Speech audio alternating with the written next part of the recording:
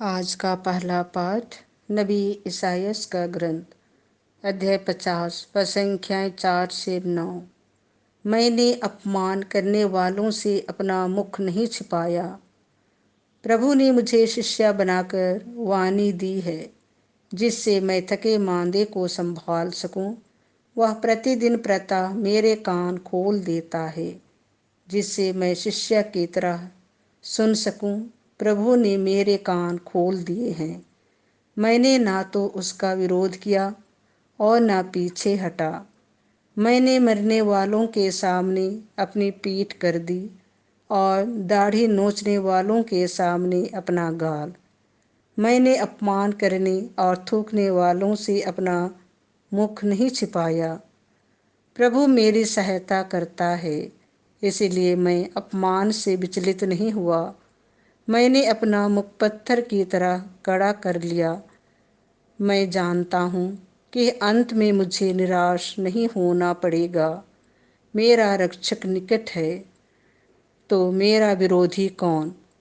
हम एक दूसरे का सामना करें। मुझ पर अभियोग लगाने वाला कौन? वह आगे बढ़ने का साहस करे। प्रभु ईश्वर मेरी सहायता करता है, तो कौन मुझे दोषी ठहराने का साहस करेगा? यह प्रभु की वाणी है। संत मत्ती के अनुसार पवित्र सुसमाचार अध्याय 26 पद संख्या 14 से 25।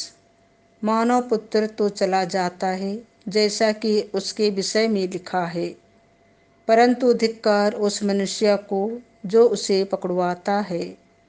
12 में से एक, जो यूदस इस्करियोती कहलाता था, महायाजकों के पास गया और उसने उनसे कहा, यदि मैं यीशु को आप लोगों के हवाले कर दूं, तो आप मुझे क्या देने को तैयार हैं?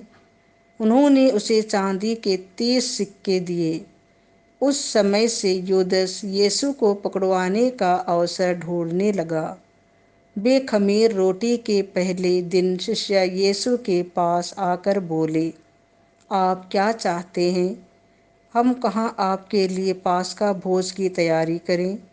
यीशु ने उत्तर दिया, शहर में आमुक के पास जाओ और उससे कहो, गुरु कहते हैं, मेरा समय निकट आ गया है।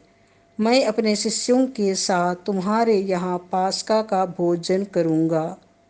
यीशु ने जैसा आदेश दिया, शिष्यों ने वैसा ही किया और पास्का भोज की तैयारी कर ली। संध्या हो जाने पर यीशु 12 शिष्यों के साथ भोजन करने बैठे। उनके भोजन करते समय यीशु ने कहा, मैं तुम लोगों से कहे देता हूँ, तुम में से ही एक मुझे पकड़वा देगा। वे बहुत उदास हो गए और एक एक करके उनसे पूछने लगे, प्रभु, कहीं वह मैं तो नहीं हूँ? यीशु ने उत्तर दिया, जो मेरे साथ थाली में खाता है, वह मुझे पकड़वा देगा। मानव पुत्र तो चला जाता है, जैसा कि उसके विषय में लिखा है, परंतु धिक्कार उस मनुष्य को जो मानव पुत्र को पकड़वाता है।